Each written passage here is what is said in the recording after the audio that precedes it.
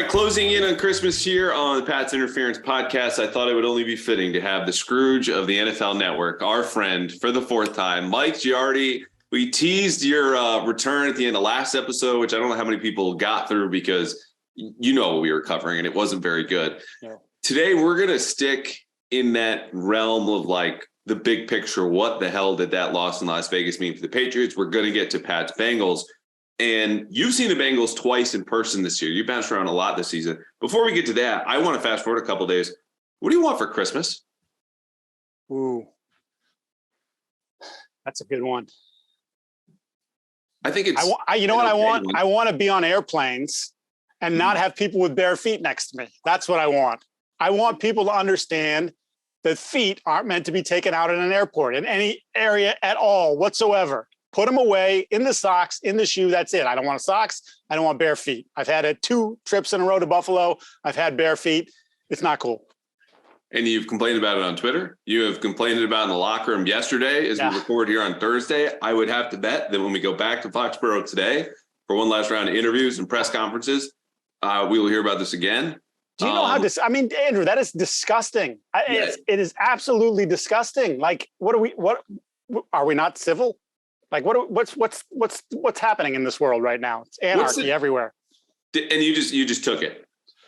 Well, so the first one, the guy wasn't sitting next to me. He was actually in the by the gate, and I just was like, "Is that dude's foot out?" And I'm like, "That dude's foot's out." The guy was going to Buffalo, by the way. At least the trip coming back, the guy was coming from New York going to Boston. Although again, not exactly tropical climate, but like the dude in the first one was going to Buffalo, and he was wearing flip-flops. To Buffalo in December. I don't know, but the guy next to me, that was I didn't recognize for like a half hour because I was basically in a coma from fatigue from the day before. Airport bar, and all of a sudden I'm like, what's that smell? It's like, oh, maybe I got the stinky guy next to me. Well, it turns out the stinky guy next to me was stinky, but his feet were out and his feet were stinky, so it was a double. It was a double shot. Yeah. I think the only move there is just to stare him directly in the eyes. And go, sir, you need to put something on your feet. Yeah. It's a tough one, because you're like, I don't know this guy. Like, I don't know if he's a crazy person. I mean, you kind of have to be a crazy person, I think, to have your feet out on the plane. So then, like, am I going to cause an international incident?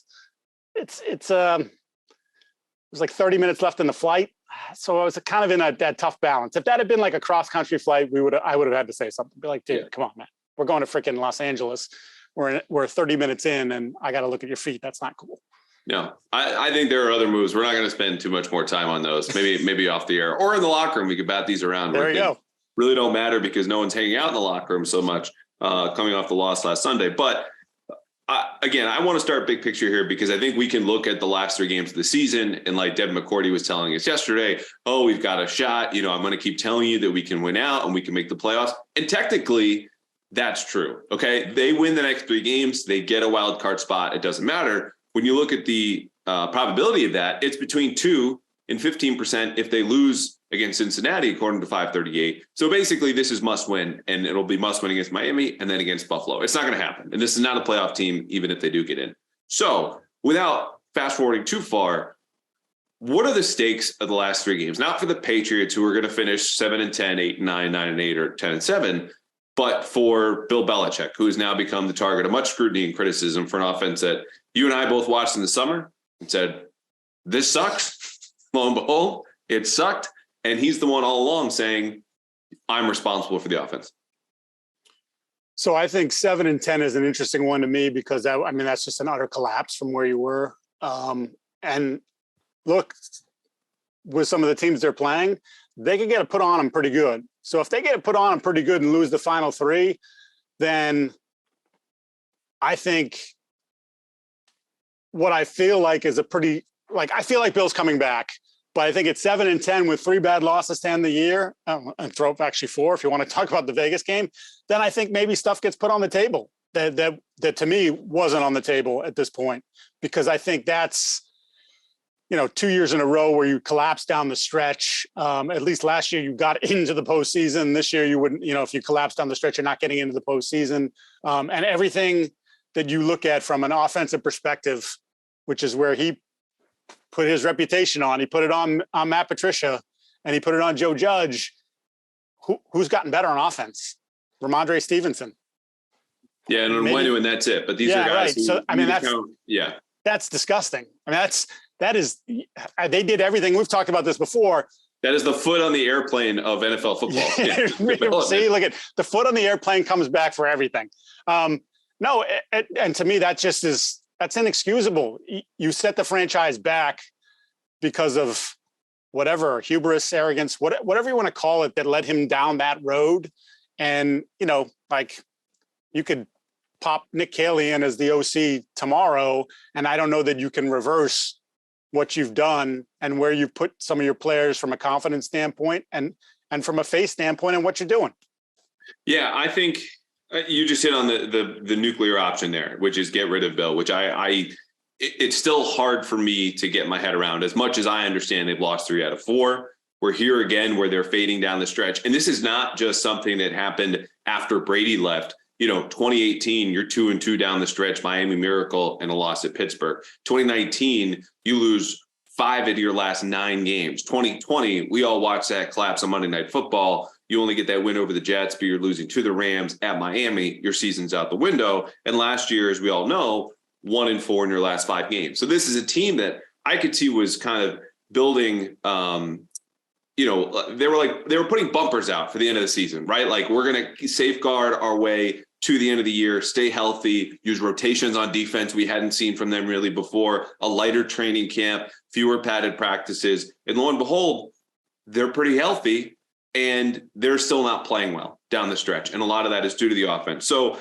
I think 7-10 is the only way where we get to that option of is Belichick gone? I get the frustration from fans. I get now finally that people are looking at the press conferences when he's like, oh, what have I seen from him in the last 2 days? I saw him at breakfast. I came in at breakfast. Before, everyone's laughing their ass off in the media. Right. Treat us like a piñata all you want. But that's been a jerk move the whole time he's been here. It's just that he's been winning and now they're not. So I think, like those jokes, things with the Krafts tolerate much less when you're 7-10. And that becomes indisputable when you look at the numbers offensively. That's been a 7-10 team all year. It's been propped up by defense and special teams. And when you give up a pump block on special teams, and your margin for error is so thin on defense that you pitch a shutout until you're exhausted in the last 2 minutes, the dam breaks at some point. And that's where we are. I just think this team, more likely than not, will be 8-9, 9-8, and 10-7, which is why my answer is not that is Bill's job on the line.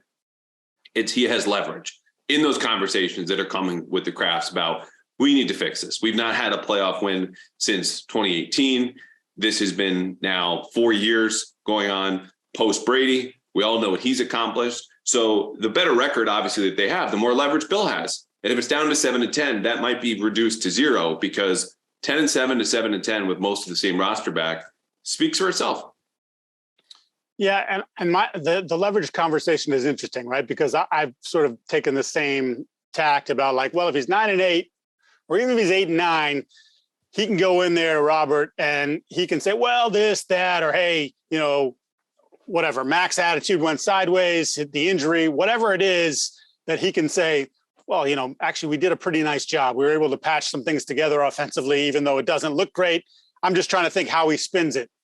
But internally, and I think especially recently, including this week, I think conversations have gotten a little bit more intense about the direction of the offense, personnel, play calling, play design, the whole 9 yards. And again, it's at the point in the year where can you really make drastic changes? We've already heard from Bill. No, you can't. And I kind of agree with him, right? I think that was 4 weeks ago. Yeah, you're right. But I think you're too far gone and too far committed to what you did, and too far committed to the guy calling the plays to completely just pull the plug on it and say, you're in and we're going to go do something completely different. We're going back to the McDaniels offense. I think I just don't think you can do that. Maybe you can implement parts of it, but you can't go full on in that. So to me, that's the interesting part of this, because ownership is dissatisfied, and they should be. And they're looking at a situation now where being front and center is important to the Krafts, and the organization. And now all of a sudden you're playing 1:00 games, or you're getting moved out of prime time. And, just that simple thing of getting moved out of prime time. There's less cameras mean there's not a camera on Keelan Cole to give definitive that toe is out or it's not out. Does that cost you a game? There's just crazy stuff that happens like that again, just sort of, I think, burns the upper reaches of the building. And so like, what are we doing? This is not who we are and what you promised we were going to be. Yeah. And I think the conversation is interesting, right? In that Bill could spin this in a lot of different ways, as far as even if he doesn't want to admit that Matt Patricia was a mistake, which so far he's shown no inclination to do. And again, I think Matt was put in a position to fail. You're the offensive line coach, in addition to the de facto offensive coordinator, in your first real year as an offensive coach since 2006. Of course, you're going to flop, let alone with it. He was smart enough to do that in the first place. But he can talk his way around that and say, okay, that was one mistake. It led to all these different things. We fixed that one thing. We're back 10-7, 11-6 in the playoffs. But you can't make that argument, of course, at 7-10, because there's a lot more going wrong, as I wrote last week about Bill's mishandling of the offense goes a lot to personnel and a lot to that offensive line that has no depth. Okay, made some very questionable changes, flipping Trent Brown on nights and win, and yada, yada, yada. So the thing also about this is that you look at the coaching staff, everything stems from there, right? Like the decision to, as Bill put it, even if this is not, in my view, entirely accurate, streamline the offense was partly done because the coaches can only coach what they know. And Judge and Patricia, being new, are going to stick with simpler concepts that they can teach and try to master. And that's fine, except their solution now is just to do those things harder, the same things better. And you heard it from Bill on Wednesday, asked about the offense and how to fix it, and says we need better execution and better consistency. That means doing the same things. We are now at the point of the Patriots engaging in insanity of doing the same things and expecting different results, because that's all they can do. And changing the offense, I think, would have been a good idea, because you could say, oh, we'll go back to McDaniel's offense and we'll have a lot more option routes and we'll call our protections, instead of names, but go back to the numbers. That's fine. The Bills still had that system on lockdown, fewer than 20 offensive points per game since McDermott took over. And that's with 3 Brady seasons included. So you needed to change the offense. It's just the change you opted to make was Patricia and Judge, which we said was going to fail in all likelihood. And I said, look, let them dig their own graves. We all think this is a bad idea. I just want to watch. We've watched. It's been terrible. And that's where you just don't have any leverage in those talks if it's 7-10, 8-9. Let's pretend they go 9-8, though.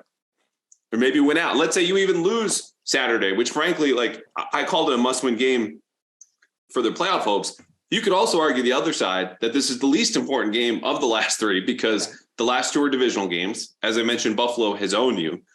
Miami has come up and taken your stuff multiple times, winning 4 of the last 5 against you, and has now vaulted you in the division standings. But if you beat them and say, we're better in the division now, we finished 4-2 in the AFC East, here were the issues midseason, whatever it was that got Mac turned around, this happened. 9-8 and 10-7 is Bill standing on firm enough ground to do anything he wants and not anything that he doesn't want to do. No, because he's going to have to answer for what happened to Mac. And I don't think there's any spinning what happened to Mac. And again, there's a lot of people in ownership here, upper reaches of the buildings here. And I think there's been so much negative discussion about it that no matter what happens, I guess you could drop 40 the next 3 weeks in each of those games. And then maybe, we finally found it. We finally got full buy-in, we got health, and it all happened. I don't think that's going to happen. You don't think that's going to happen. Anybody who's watched this football team doesn't think it's going to happen. So I don't know how you can spin that part of it. And that's an important piece that you dip into the first round, you take a quarterback. And again, is he the 5th best quarterback? You can make whatever. You picked him in the first round, and he was pretty good last year. And I think some of their struggles down the stretch were in a lot of other places aside from him. I know I'm going to be called a Mac honk. I don't really care who plays quarterback. I'm just telling you he was pretty good last year. And I thought if you're doing this the right way, he should have taken a step up this year. Instead, he's probably taken 2 steps back. And now you're wondering to yourself, Do we even have a quarterback for next year? Do we need to go into the draft again and do it high? Do we need to get a stopgap piece? Do we need to get somebody better than a stopgap piece to be our quarterback next year? That's none of us thought that last year. Well, maybe like Adam Jones did, but he's insane. So that's my point. Like I don't know how you spin that if you're Bill. And I think there's an easy out here. And the easy out is Bill talks to his friend Matt, and Bill tells his friend Matt, we're going in a different direction, but tells Matt, you spin it how you want to spin it. What other job do you want in the organization? Do you want to, if Gerard Mayo leaves, do you want to go back to the defensive side and you and Steve can coordinate this defense? Like, what is it? Do you just want to be, hey, you know what? I just decided I want to be the full-time line coach. Like, that's where I'm at in my career. Or, hey, you know what? I'd like to go upstairs again. I kind of enjoyed that part of it. I think they let Matt spin his way out of it, whatever that is, because I think there's, even with the ability to maybe influence things if they go 9-8, I don't think they can influence it to that point with Matt. I don't. Yeah, I tend to agree. I think Bill will feel more emboldened, of course, right? Because 9-8 is one game away from 10-7. If it's that Vegas game or maybe the Minnesota one, we're in the same place despite not doing a whole lot in free agency. And look at what the coaching did, blah, blah, blah. And this is by the way, they'll tell you that both the Minnesota game and the Vegas game, they got screwed by the refs. Right. So we should be 11-6, not 9-8.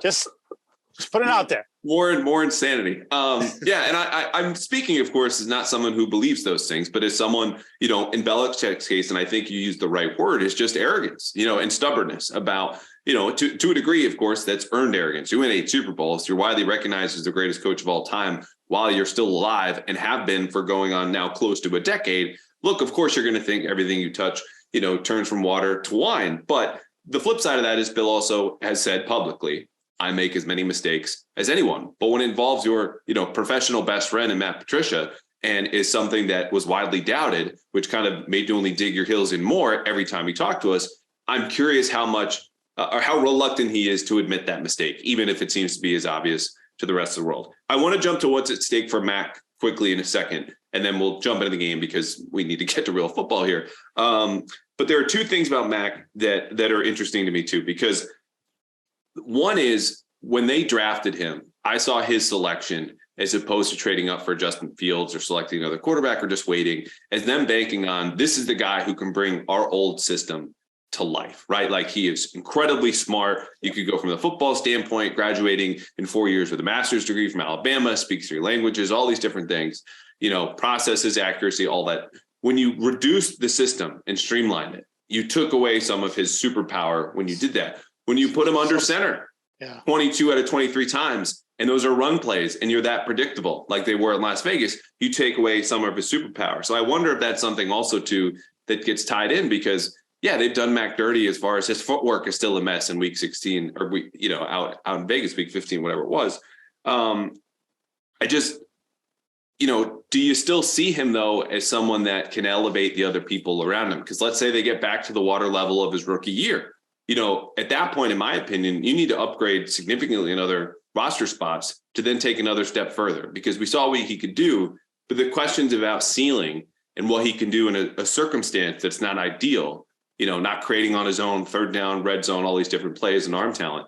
Like, is that something he could sway where everyone acknowledges the bad situation? If they do win 2 out of 3, you go, okay, this is a guy who can win on his own down the stretch. Is that what's at stake, or what is? Yeah, I think there is definitely some of that where I think he had, look, that game the other day, I know you thought it was one of his worst, or did you think it was his worst? I forget not his worst, but one of the worst. It was there. Yeah, I mean, I went back and looked at it, and this is not to excuse him. I thought some of the routes were sloppy, and some of the early incompletions, especially on that first, I think it was the first drive, Myers and Thornton ran bad routes. He throws the ball to one place, they're not there. And you're like, oh, what's wrong with him? Well, actually, what's wrong with him is the 2 guys weren't where they were supposed to be. And there was several examples of that over the course of the game. So, but then what is he? Then is he 17 of 31, 18 of 31? Of 31 for 112. That's what I'm saying. Like, so even if those things don't happen, we're talking 4 or 5 more completions. Not going to make a difference, I don't think, in winning and losing. I think there's real questions about him, because we went through all of last year and the way they talked about him. and the way he performed, and then the off season, and Bill just absolutely taking his pants off about how great Mac was and all the things that Mac did, right? I mean, it was like next level stuff where I'm thinking to myself, man, I know this is a different Bill and it's a different time, but the way he's talking about Mac is not the way he typically talks about his current players, particularly young ones. Do you think he regrets that? Because we know this guy is someone who, and this is on the sign in the building when every single coach, player, assistant, staffer leaves. And one of those dots, there are 4 of them, says, when you leave here, ... One of the rules is manage expectations. What Bill did when he talked Mac up, even if that's how he felt, and all we can ask for is honesty, even if we don't get it a whole lot, is exactly that. He shared his honest feelings, but it set the bar so high that I've said before, we were treating Mac like he had already made the year 2 leap, and this was July and August. Like, do you think now he would regret some of that? Because I don't think he would. I don't think he would do that again. Yeah. And I don't think. Look, and I've said it. I don't mind the outbursts on the field. Same. Because I think it's been such a frustrating year. And again, he knows, Mac knows, hey, this is what I'm good at, right? And to your point, the streamlining of the offense and simplifying has taken away some of his powers or superpowers, if you will. And that's completely illogical. If you're building an offense and you believe in the quarterback, you should be building it around the quarterback. And they didn't do that. And I think, again, they've helped to suppress his growth. But now that we're here and you've suppressed his growth, and the offense looked better when Bailey Zappi was playing quarterback, for whatever it's worth. And I don't believe Bailey Zappi's the answer for all the Zappi fever people out there. Thank you. I think it just raises more questions about, like, well, wait a minute now. Like, I told you I could win with a league average quarterback. Well, when I put Zappi in there, he's probably a below league average quarterback, and we won. And now my first round pick, it's all over the place. There's been good numbers where he hasn't played well. There's been bad numbers. There's been stuff in between. It hasn't looked right all year. He hasn't looked comfortable all year. I've said it a million times now. He looks more like a rookie this year than he did at any point last year. That's concerning, and now, is he so good that you can just say, it's just, we screwed it up. But when we get the real offensive coordinator in here next year and we play to his strengths again, he's going to make that leap. And now you're going to see the guy that we thought was worthy of taking 15th overall. I don't know that you can say that now. And once again, first and foremost, that's on them. But Mac has to share some responsibility here because, it's in fact funny when we heard from him on Wednesday, he talked about how his outbursts, well, you can't let it affect the next play. Well, let's go back in the Vegas game and let's see, did it affect the next play? Did your clock get all screwed up? When they were trying to talk to you, were you still bitching and moaning about the call? And it just, there's ownership there that he has to take that I'm not sure, at least publicly, he's taken some, but there's some areas where he's sort of done a Belichick and skated right over it. And I don't think Bill should be able to skate right over it. And we've certainly held him accountable. I don't think Mac can either. Yeah. And I think part of that is the arrogance too, right? Because he's the guy who went to the Pro Bowl as a rookie and had one of the best statistical seasons in NFL history. And look, I know that's technical. I know. No, you're right. It's fair. It's when his career is over, that'll be something people point to. He went to a Pro Bowl, Yeah. But to answer my own question here for what's at stake for Mac, I think it's a control over his own narrative, right? Because that fell apart at the end of last season. 1-4, everyone's talking about he's turning the ball over. He's not playing particularly well. He was buoyed enough by his early season performance and also played well in the wild card game against Buffalo, which people forget because it was freaking 47-17, and handled the Jaguars in a very, dumbed down game plan that they had that got him back to basics. I think for him, if he plays well against, at least 2 good defenses here, Cincinnati and then Buffalo, and beats Miami, something he's yet to do in the NFL, then you can say, okay, it wasn't his fault. Because our lasting memory here, the one that's going to live stronger than what happened in November or early December, will be these last 3 games. And right or wrong, that's just how human brains work. What we saw first, what we saw last, and the things that stood out in the middle. And for Mac, the things that have been standing out in the middle have obviously been performances like Las Vegas, okay? Or maybe prime time against Minnesota. What are you going to do to support that? And I think for him, its narrative, not only publicly, but I think within front offices. I said two things before we got to Mac, which now we're kind of wrapping up, but I remembered the second thing because I didn't hit it really quickly. I did TV last night, and Michael Holley, DJ Bean, and I laid out our plans for how to fix the Patriots offense. All of us involved Bill O'Brien to some degree, maybe just two of us. I don't want to do the group think here, but I think the Patriots don't go outside the family. Bill O'Brien's inside the family. He's got a quarterbacks coach background even before he came to New England. He's obviously been an offensive coordinator and a head coach. He was at Alabama, knows their offense, knows the Patriots. I think we'll do a good job of merging those. You need to build this offense back out. It cannot be as bare bones and as simple as it is now. Is that a guy you would want to be the OC next year? Well, I mean, that he would be number one on my list. Okay. Without question. I don't know that it's as, I don't know that it's as easy as people want it to be or think it's going to be. I think there's a lot of different pieces involved here. Yes, he has ties here. Yes, he coached here. He has aspirations of being a head coach again. What's Bill's situation? Is Bill going to coach for 3 more years, 4 more years? Does Bill O'Brien want to move his family again and do it for a year or 2 and then get a head coaching job somewhere else and then have to move again? Or does Bill O'Brien at this stage of his life want to go someplace where he can put his roots down and say, I got a 5-year deal to be the guy, and this is where, I'm going to be unless they fire me. So I don't know that it's that easy. And I'll tell you this, to me, I'm sticking to this. Kaylee's number 2 on my list. I think they screwed up big time. I don't know whether that was because, there were the rumblings about going to Vegas and they shot that down. I just know that everyone I talk to who's dealt with him thinks highly of him. And I'm talking about people that are no longer in the building, never mind the people that are in the building. And yes, it's a first-year OC. I get that. But he saw how they built this thing before. He was here for it. He understands it. He's coached the tight ends the last few years. And I know you can say, well, the tight ends haven't. Now look, that's more of a personnel problem than I think it is a coaching problem.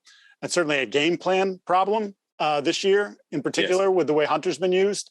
I still think that makes a lot of sense to me because he's young. I think he identifies with the players. And I think he knows a lot of stuff about how they did it before. And I think he can help get it back to some sort of level that it was prior to this, whatever this is, this experiment. Yeah, I agree with you. It said a lot when he was passed over for Patricia. And I think that speaks to how Bill thinks of Patricia as much as the ceiling on certain assistants, because Bill will make that very blunt. Like, you want to go way, way back. Pepper Johnson was someone who had aspirations higher than being a defensive line coach here in the early mid 2000s. And then, met a ceiling here professionally and went to go coach the Jets. So that's happened before. I don't know if that's the case with Kaylee, but Patrick Graham as well. Patrick Graham, better, more recent example. A guy who's gone to be defensive coordinator, obviously in Vegas right now, but many other stops besides there. And they blocked him from going to Vegas. I mean, at that point, could have no one else left, but right. Longest tenured assistant on offense, well-spoken, smart, hardworking. And I know he's been involved very much in the run game this year. And that is really the one part of the game that's been working for them. Yeah, the one thing you do well. Schematically, yeah. Okay, we promised football talk. Let's get into some football talk. Yes. Sticking with the offense and Nick Caley and everyone else on that side of the ball, I want you to start on a positive note here. Try as hard as we can. Yes. How do the Patriots get to 20-plus points against Cincinnati? Because in my opinion, this is the only way that they win. Don't suck passing the football. Okay.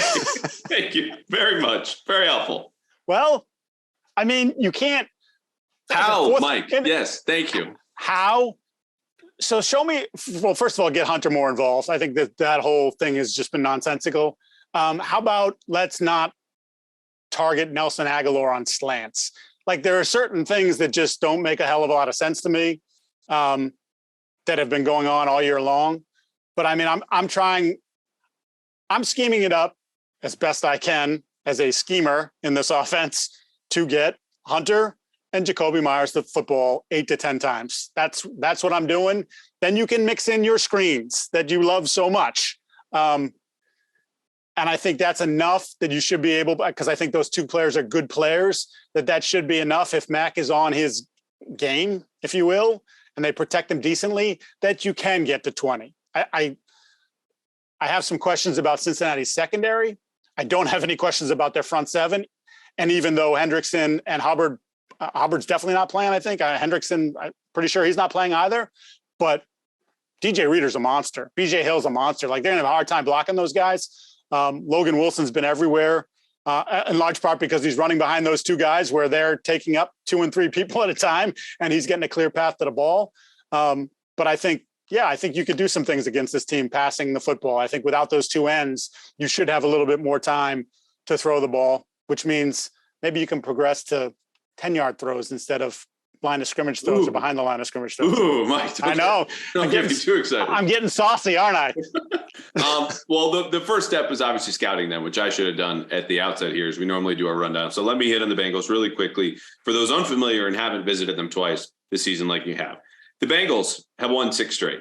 They are 10-4 overall, 7th by DVOA, 5th in offense, 12th in defense, 22nd on special teams. We'll get to that later. And when you look at both sides of the ball, this is a balanced team. It's a veteran team. They're top 10 running the ball and passing offensively. This is not a stop the run, let them throw. Obviously, Joe Burrow is playing exceptionally well. Defensively, they're in the top half against the run and the pass. And I mentioned those veterans, they're all over the secondary. Von Bell, Jesse Bates, Mike Hilton's in there, very forceful against the run. For Nichols, their pass rush is mostly coming from Trey Hendrickson. He mentioned has broken wrists, missed the game at Tampa, might actually play. Sam Hubbard's out. Those two guys are the only two, and this is pass rush is much more than sack totals, but with more than 2 sacks this season. BJ Hill is 3rd with 2. And so, you talk about Wilson, still a Patriots draft crush for me from like 2020, where it's just like this. Okay, he's like 5 pounds lighter than your prototype or an inch and a half shorter, whatever. Like, this guy can cover sideline to sideline. We'll give you some sort of speed, instinct, all that. Good tackler. Just get him in the building. Couldn't do it. That's how I felt about Shaq Leonard. I know he's had injury problems, but like, it's the same thing. You see him playing, you're like, see, I'm not an idiot. I can spot good players. He's a good player. That's the bar. Got a way to make him work. Yeah, not an idiot. That's me. That's it. That's an important thing for me. Not an idiot. Well, they are finally getting him in the building because, of course, he'll be here on Saturday. And so sticking with the defense, like the 2 linebackers, Pratt and Wilson, kind of make everything go. This is a nickel defense. It's zone heavy. They blitz somewhere in the middle of the pack, somewhere between 12th and 18th, depending on your, choice of research. But they'll pressure when they need to. It's just, I think for the Patriots to score 20 points, their numbers against number 1 receivers are very good. Running backs and tight ends also very good, mostly due to, as I mentioned, Logan Wilson and Jermaine Pratt, who've already combined for 200 tackles this season somehow. You've got to attack to the guy who let the game away in Las Vegas, and that's Jacoby Myers, because Mike Hilton is a very good and heady player, but for whatever reason, they're not covering the middle of the field very well. And that's the area where I think, look, if I'm Belichick and if I have a sense of humor or you want to build someone back up, I give a double pass to Jacoby Myers at some point in this game. Like, let him actually, and I'm serious. Yeah. People can bitch and say this is insane. Jacoby Myers, for whatever happened in Las Vegas, which we all know what happened, is one of your best and most consistent players on this team. The only one that is causing a defensive coordinator to stay up an extra 5 minutes at night. Reminder, Stevenson doing much more than that. I just don't trust Stevenson to have a game like he did against Las Vegas, which had a below average run defense. They're above average. The 2 guys in the middle are a problem. I think they're going to come downhill. You need to hit big plays off play action. And I think specific to Myers, and that starts with a fast start, because eventually you are going to have to run the ball. And I think you need a first quarter lead and a lot of help from defense and special teams. But beyond that, you got to feature your guy, because it looks like Devontae Parker could be out. And I just don't trust them to feature Hunter Henry, which you hit it on the head. There have been 3 games this year against bottom 10 defenses by DVOA against tight ends. And Hunter Henry is seeing as many targets as you and me. It's illogical. Again, so I would love someone to give me a real honest answer about the philosophy there, how you can think that made any sense at any point. They can't, obviously. I'll tell you this, and having seen them, and most recently I saw them against Tennessee, which was kind of the start of their run of playing hard teams and beating hard teams that, well, I don't know if Cincinnati, now I think it's the other way around. I think it's like the other team should be worried about Cincinnati, not them worried about the other team. A lot of run blitzes in that game. Mike Hilton, they attacked Derrick Henry. The idea, obviously, with Henry, I mean, with every back, but Henry is a big dude, was to get him before he gets going, get him going sideways. Don't allow him to get that full head of steam. I think you could kind of say the same thing about Ramondre, not obviously as big as Derek, but I think there is a bit of a similar running style there. So I wonder if they sort of dust that off. And the thing that impressed me in that game was that they were the more physical team, and they were the more physical team from jump. So I think they know how the Patriots want to play, and that the Patriots want to be the bully and haven't succeeded in being that too often. And I think they're going to come in with that attitude, like, go ahead, try it, see what happens, because we've stopped a lot better running attacks and better teams than you, and we're going to do this to you again. And having Reader back in the lineup and healthy, I was joking the other day. Well, not even joking. It's fact. I love watching him play. Like, people defensive tackle, like, just watch him, man. Some of the stuff that he does at that size is stupid. And the ability to sort of control two blockers is, I mean, there are guys that can do it, but then there are guys that aren't productive off of it. He can do it and then be productive off it. So I think he's one of the better guys you're going to see in the interior all year long. You mentioned them beating good teams. Among them, they won 34-23, huge comeback at Tampa last week. You go on the roads and beat the Browns 23-10. That was actually at home. Also beat the Chiefs at home 27-24. Titans on the road 20-16, and then the Steelers and Panthers before that. Like, again, this is just what happens when you're a good, well-coached, balanced team. And it was interesting listening to Belichick describe them on Wednesday, because it was the same description so many other teams would have for the Patriots in the past 20 plus years of they're just well-coached, great quarterback, defensively make you earn it, and a couple of explosive players in offense. And let's just flip to that side of the ball, because again, I think the Patriots, they just don't have a plan B. So it's going to be that running game. I mentioned an early lead. That's great. I think you need to feature Jacoby Myers. None of this is groundbreaking. Okay. Feature your two best players, like lean on the best of them heavily. And you just got to hope that Mike Onwenu's battle with DJ Reader, which should be really great. And you talk about doing stupid stuff. I thought the contract they gave him was exorbitant. Like, I was like, what? We're paying nose tackles here in 2022. Yeah. There go the Bengals. There go the Bengals to the Super Bowl last year. Yeah. And now are a better team than they were that made the promised land. So I mentioned the Bengals, very balanced on offense, 5th in the league by DVOA, top 10 run and pass. Joe Burrow completing 68% of his passes, 3,885 yards, 31 touchdowns, 10 interceptions. Devin McCourty called their weaponry probably the best, quote unquote, in the league. That starts with Jamar Chase, 71 catches, 881 yards, 8 touchdowns. T. Higgins, 894 yards to lead the team on 65 catches. Tyler Boyd, 50 plus in the catch department, 690 yards, 5 touchdowns. And Joe Mixon still doing Joe Mixon things. So you need to start with Burrow. And this was the same deal as I talked about against the Raiders when I was out in Vegas with our friends Zach Cox and Dakota Randall, that you can't devote too many resources to one guy, which then was Adams and Renfro and Waller and Jacobs. You need to get to the guy who has the ball in every single play. And I think there are ways to confuse Joe Burrow. A lot of them involve spinning into two deep coverages, which for a time, just as like it was with Mahomes, this is the magic antidote to solving Patrick Mahomes. Like, look, that doesn't exist. Yeah. It doesn't exist for Burrow now, who you could also blitz for a time. There's no answer. You just have to fool him. So, having seen him, when, where, and how is Burrow most likely to make a mistake? Hey guys, we're going to hit pause on the Patriots here for just a second to talk about something really important, and that's bedtime stories. Yes, the tales that had us feeling cozy in our bed and ready for a good night's sleep. Some of us enjoyed a fairy tale ending, maybe hitting a walk-off home run or scoring a game-winning touchdown. So why shouldn't we have the same comfortable feelings when we try to go to sleep as adults as we drift off to sleep? Because the Calm app's immersive sleep stories make falling into relaxed and restorative slumber a breeze, bringing you back to the well-rested nights of childhood and hitting those homers and scoring those touchdowns. And I'm super excited to announce we're partnering with Calm, the #1 mental wellness app, to give you the tools that improve the way you feel. For the last year plus, it's helped me reduce stress and anxiety through things like guided meditation.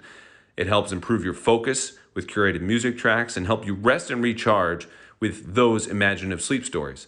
It can work for kids or adults. There's even new daily movement sessions designed to relax your body and uplift your mind.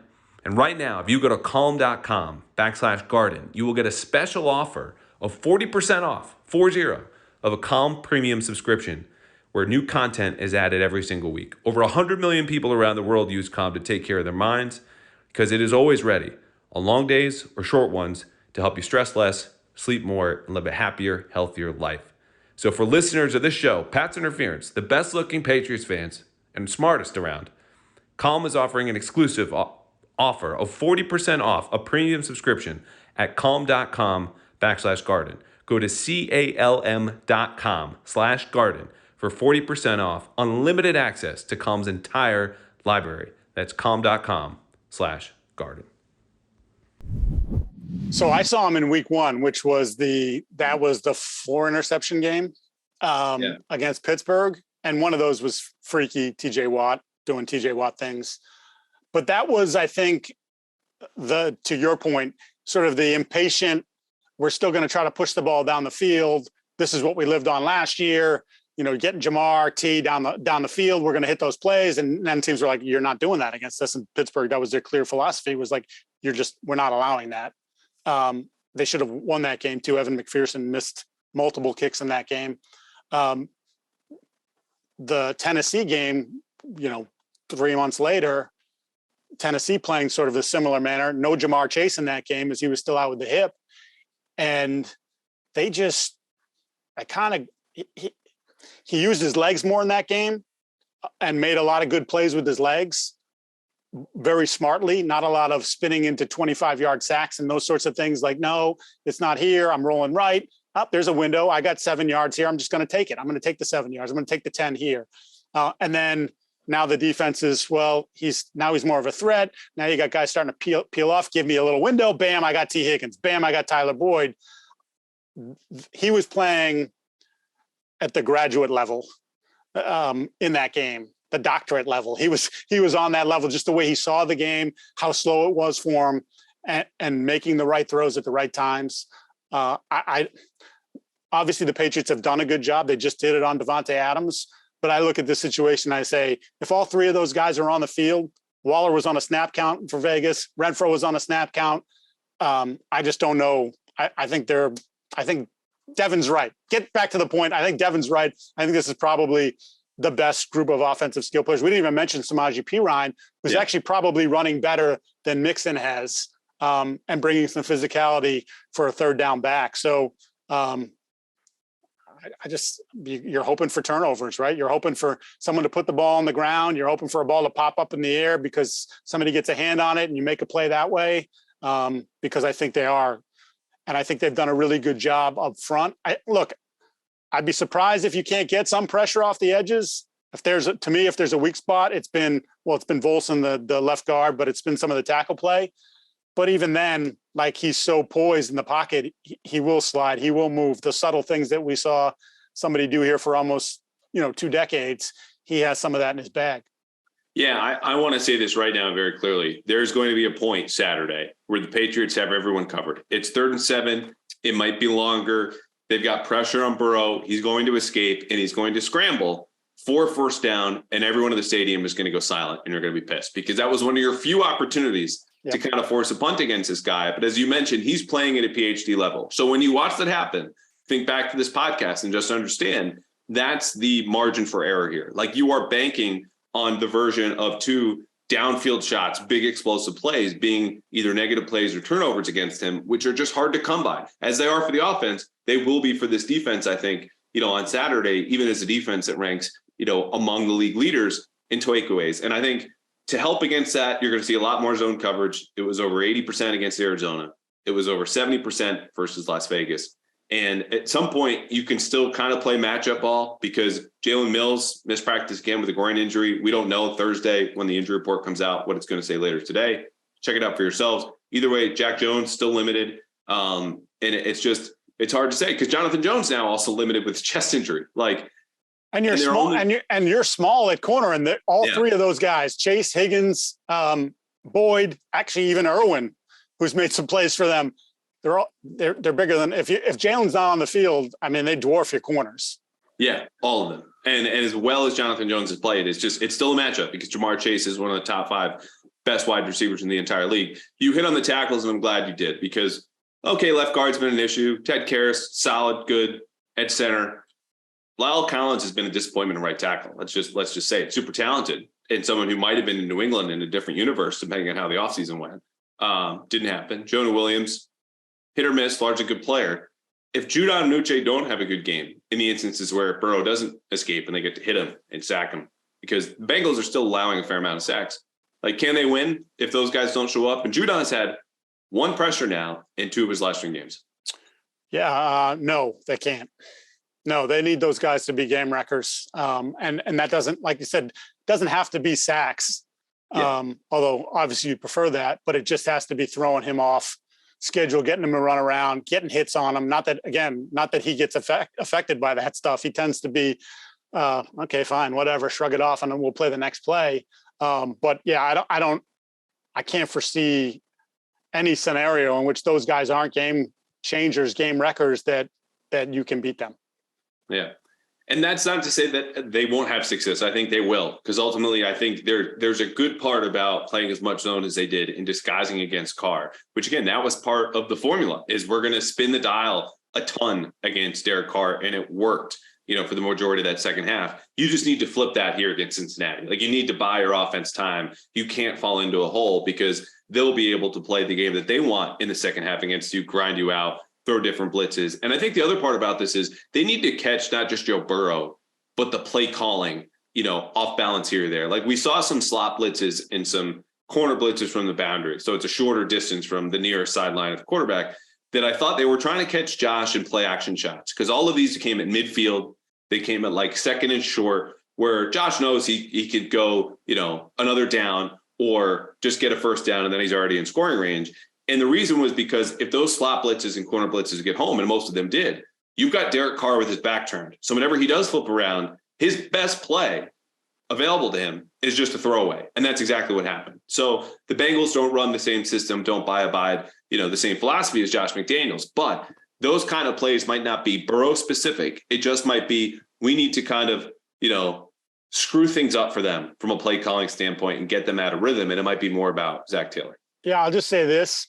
I thought Todd Bowles' plan for Burrow was pretty good. And look, they got the benefit of the turnovers and had a fair amount of short fields, and they played keep away in the first half. So that's part of it too. Yeah. But in the second half, they were throwing everything they could possibly throw at him. And they were disguised. Like, it was, I'm sure they played the same coverage on back-to-back snaps, but if you kind of go back through it and watch it, you're like, well, how did they get there? Like, they were doing everything they possibly could. It did not matter. It did not matter one single bit. That's where he's at right now. Yeah. All right. You mentioned kind of taking the time, running it off the clock. Let's go to 3 keys, 2 matchups, 1 extra point preview, 3, 2, 1 here.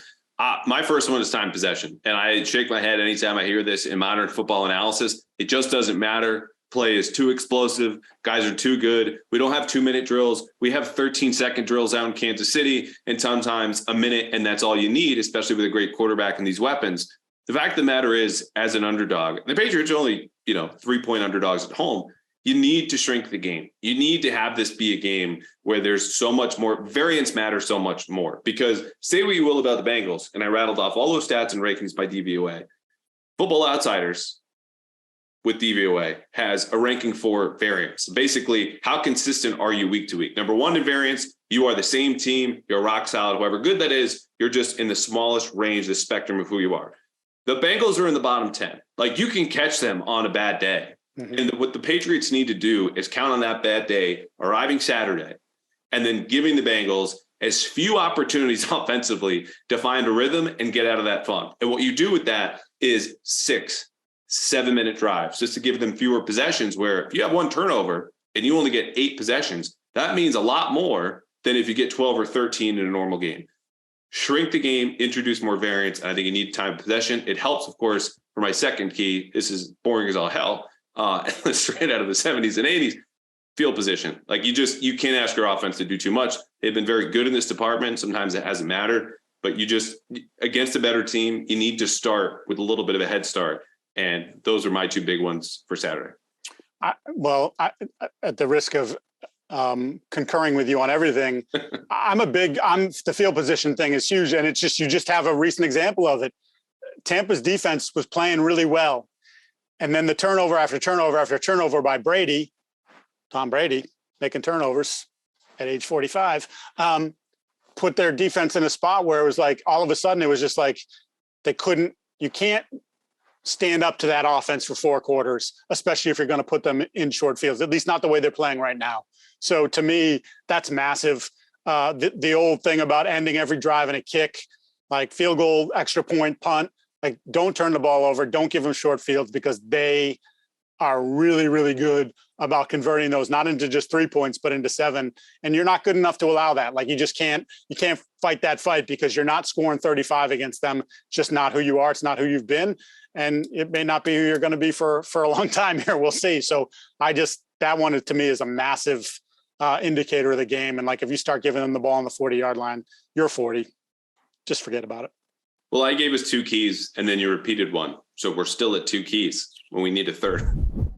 All right, so about 5 weeks ago, in the dog days of the regular season, we all know it's been a long year for the Patriots.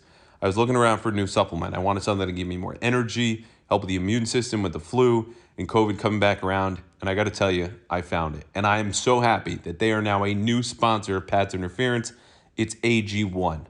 AG1, what is this stuff? Well, it is one delicious scoop of 75 high-quality vitamins, minerals, whole food sourced ingredients, probiotics, and adaptogens. It's new. I just learned about them. Very important. They all help you start your day right. And this special blend supports your gut health, your nervous system, your immune system, energy, recovery, focus, and aging, everything.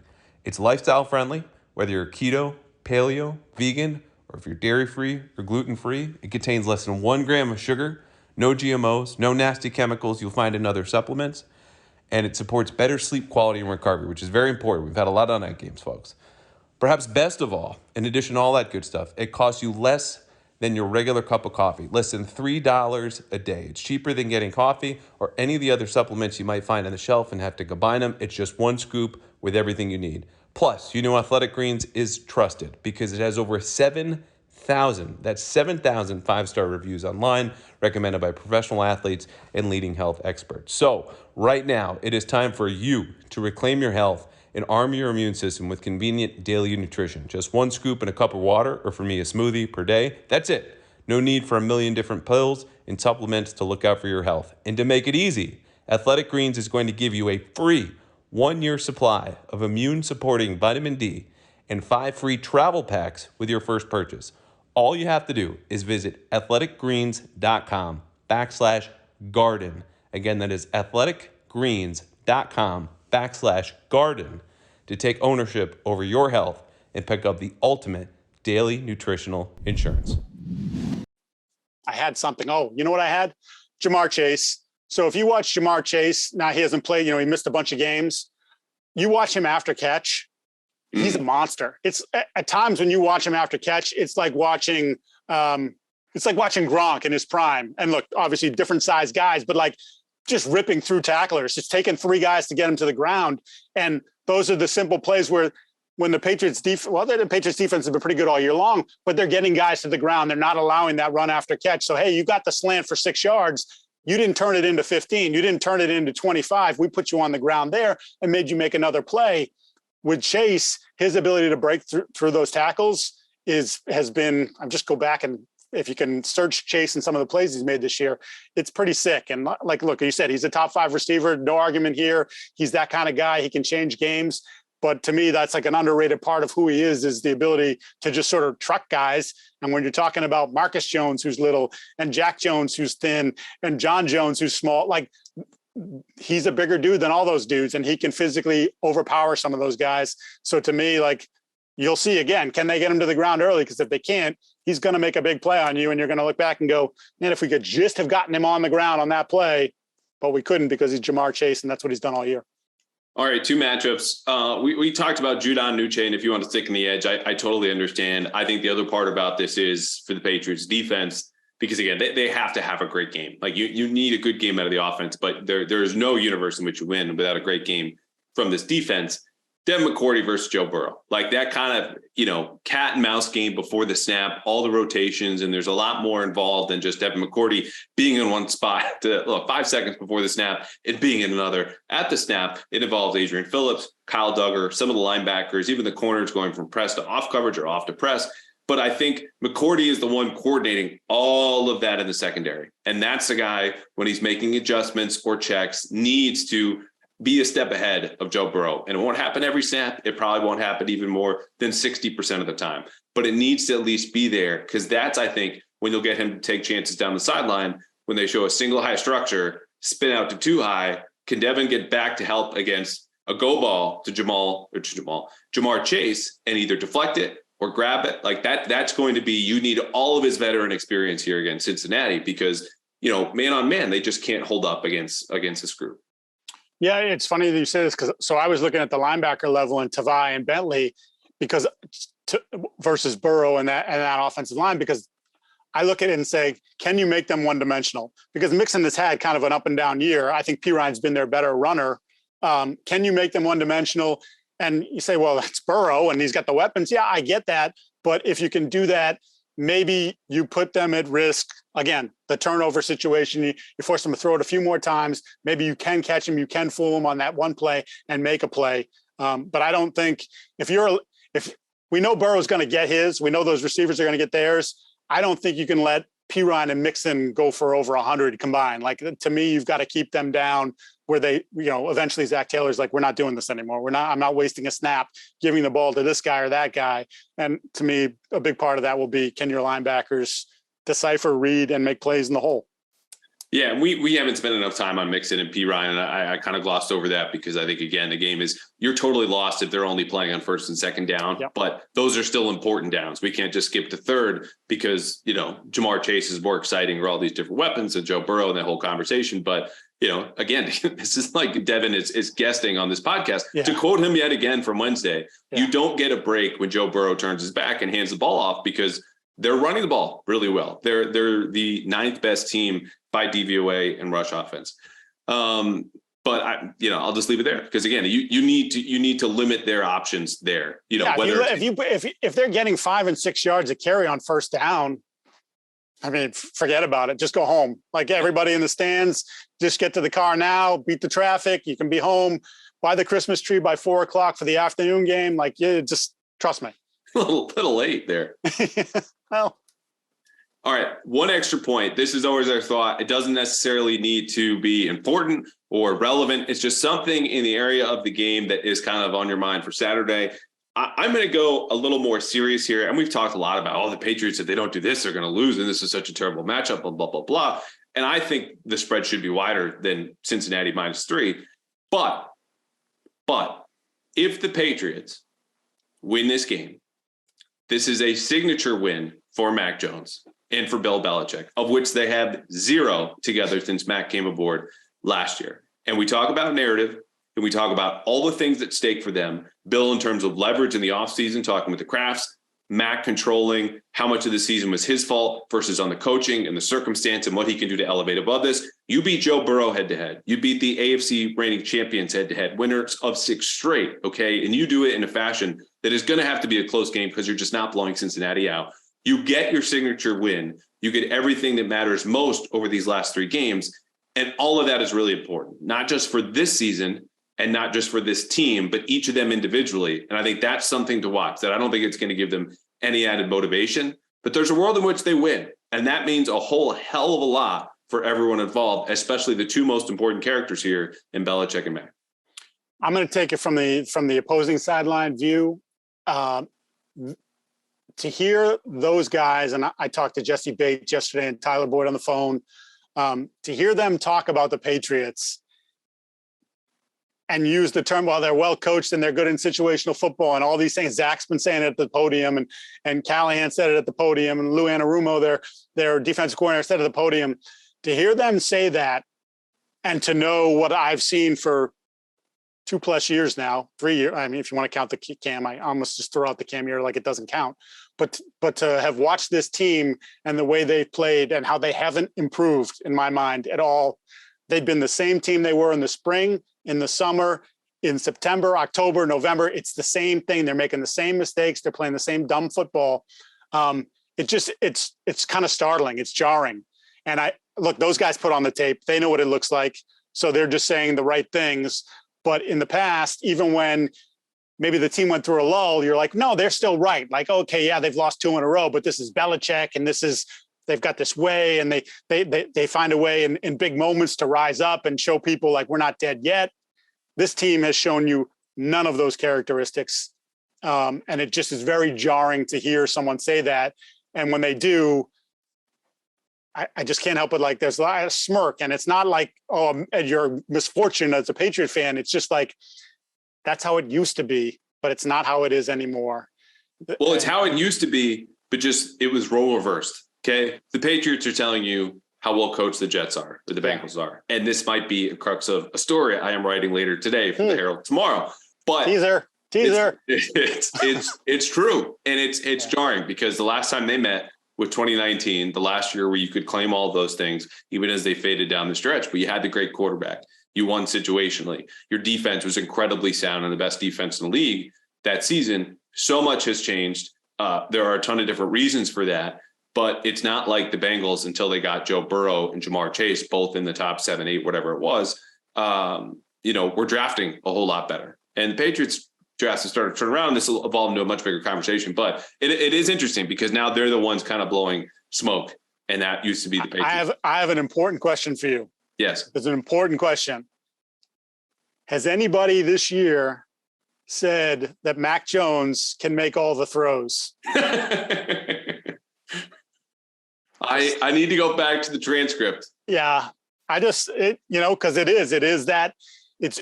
really, I keep using the word jarring. It's jarring to hear because you've been so used to it being so buttoned up here.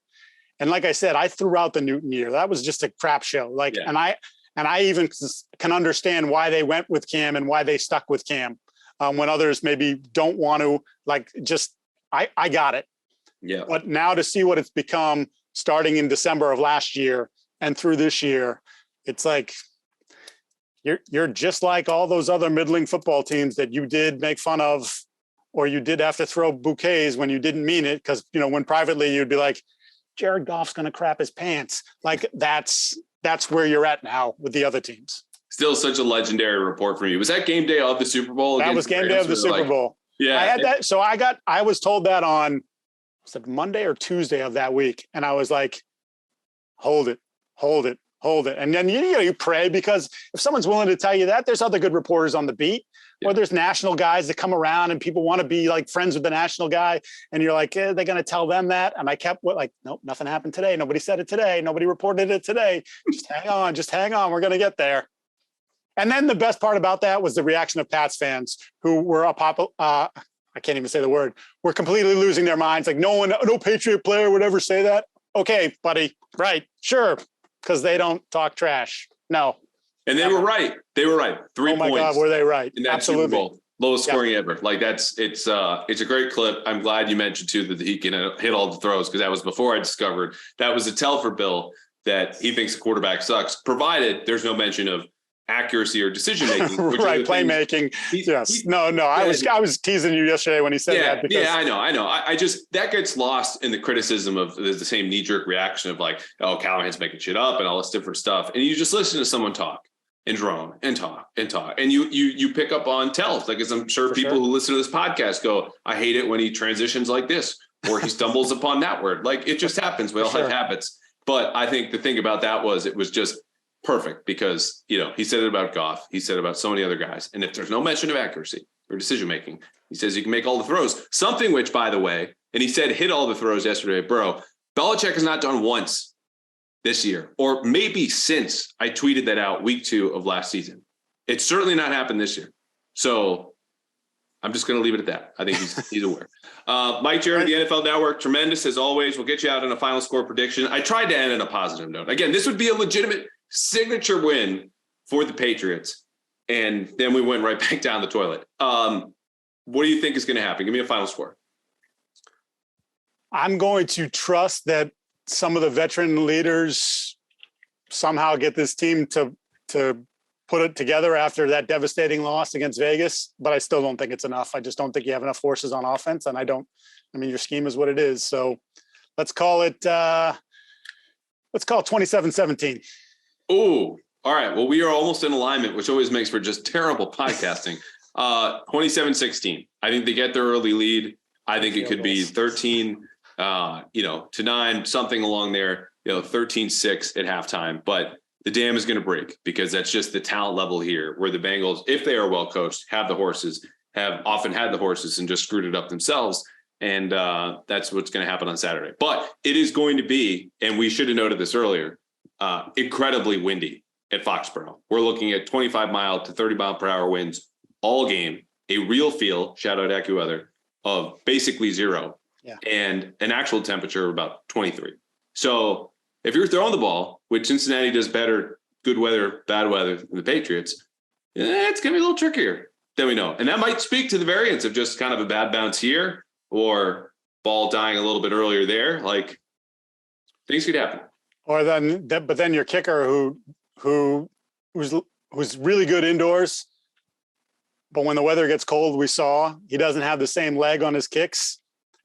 I mean, I figure he'll be able to figure out the wind patterns because they spend so much time with that. But even then, that makes is he your second best offensive player, your third best offensive player? How's he? All right, the NFL Network Scrooge, ladies and gents. Yes, ladies and gentlemen, just tell it like it is, whether you like it or not. Well, we can get him out here, drag us any more down. Merry Christmas, buddy. You too.